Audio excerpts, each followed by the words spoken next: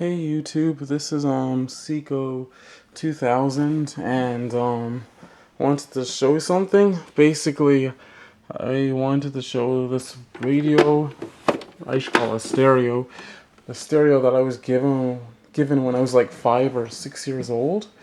I'm not sure if there's any big stereo fans out there, but this is a Panasonic RX-336 stereo from Panasonic, and I still had it around after so many years. I've had this thing for almost 25 years, and well, my father wants to use it as a workplace, so I guess I'm giving it to him. Basically, this stereo, it has cassette player, it has equalizer, the old-fashioned thing display here when you turn it. It also has one thing that I haven't seen on any other stereo I've ever owned, which is line-in. Something I really wish my other stereos had, because I was so obsessed with this when I was a kid. And that's how it looks at the back.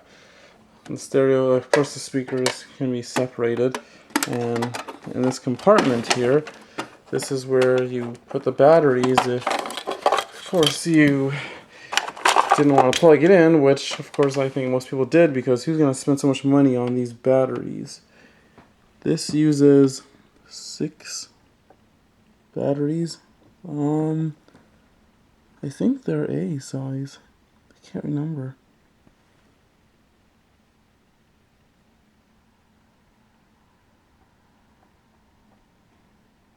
Oh, sorry, they're D size.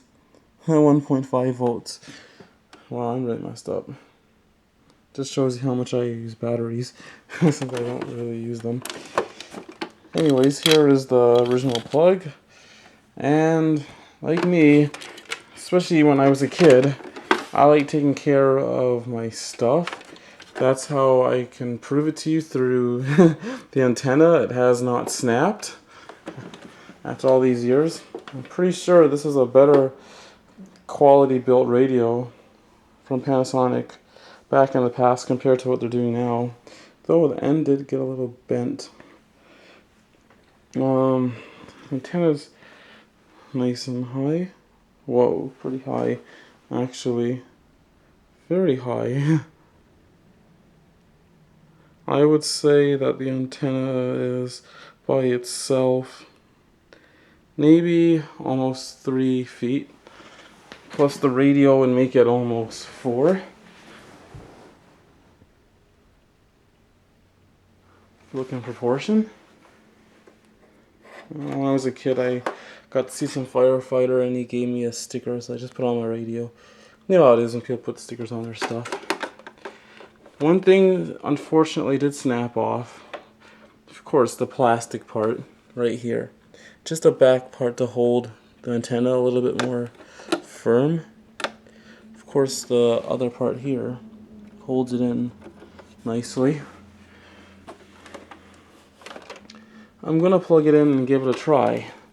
Unfortunately, with this radio, one thing doesn't work on it anymore.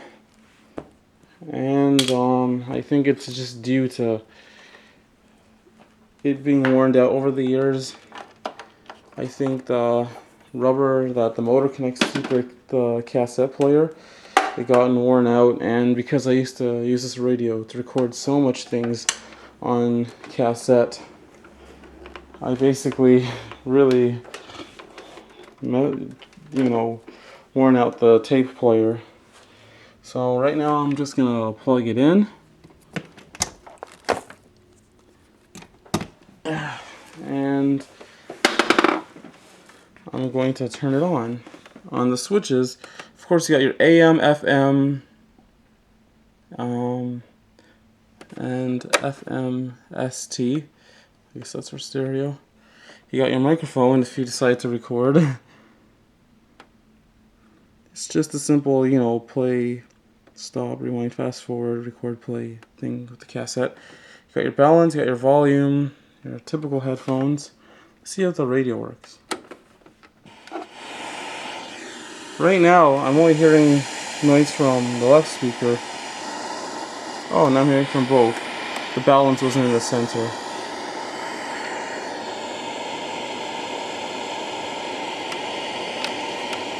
So now you can see. And after all these years, especially when I was a kid taking care of it, I didn't break off the plastic knobs either. Of course, I think they were more durable. I put another sticker on here. Let me change the station. Estar satisfeitos com o mesmo. Já sei. Oh, now we got some jazz on. Anyways, it works. And for the equalizer, we have these settings. So goes from positive 10 to negative 10. Let's see. Got more bass here.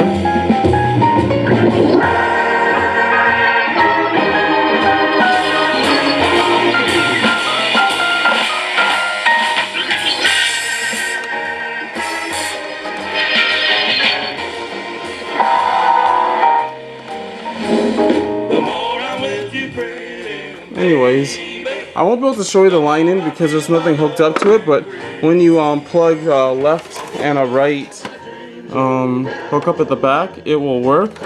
Of course, you can upgrade the speakers if these are not loud enough for you. And what else can I show you? Unfortunately, I don't have a tape here, or else I could have tried to see if it works, but I don't even think it spins anymore. Let me hit the eject button. Wow. Comes out really slowly. You got your typical, you know, one directional play. No, it's not auto reverse because you don't see the other parts on the other side. You got this little push-in tag here for record. So if your tape does record, oh, this is not even coming up. I think that part's broken. But you know, to record your cassettes. I'm gonna hit the play button and see if it spins. Who knows? It might just work, but I think the quality was bad on it. Let me hit rewind. Oopsie. It's hard to do this with just one hand. Hold on. What happened now? It's a little stuck. So here's rewind. That part works. Fast forward. The gears are a little dry. Probably have to add some of that white type of oil. I forgot what it's called. And stop. Hit it play one more time, and now I'm gonna hit the pause button. I'm surprised this looks like it's working. I hate the way how I don't have a cassette player tape here to try inside it, unfortunately. So this is it. Eject. You know, for such a radio when I was a kid, I used it a lot, so it's not something that was put away or something I wasn't allowed to use from certain times. I was using this thing like crazy. And I would say it's in great shape since the early 80s.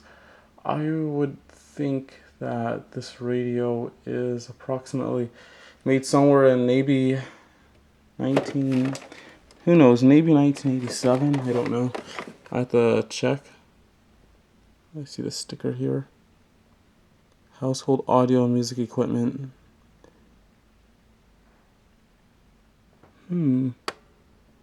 Printed in Canada. The sticker is printed in Canada. And on the other side it's in French.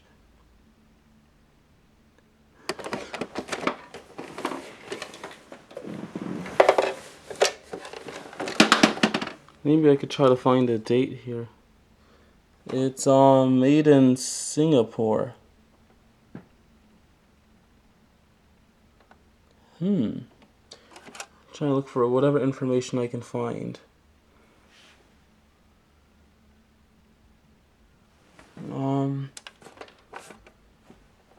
I don't really see anything else to read here.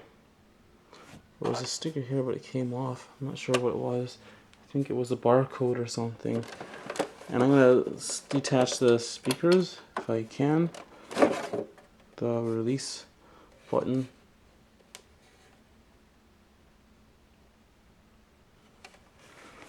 So this is how it looks at the side.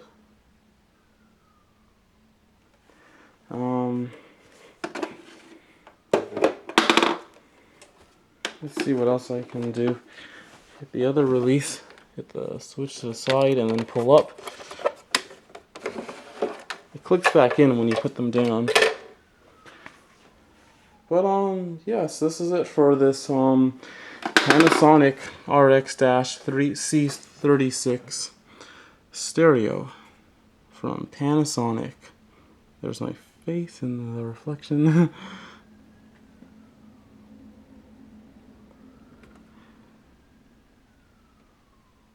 So yeah, this radio definitely was made sometime in the middle to late 80s. Because it was brand new. I asked my father when I was a kid how much he paid. He said $500 for this. And then over the years I was in self-denial, thinking, is that possible? And then another time I asked him and he kind of forgot, and then he just said something like 100, and I'm still kind of confused on it. I do know these things definitely were worth a lot of money back in the day. Especially knowing the fact that he told me this radio was expensive because it had line in. Something that most stereos back then didn't have, and this is the only stereo I had that actually had that. But that's it, and I am heading out. See ya.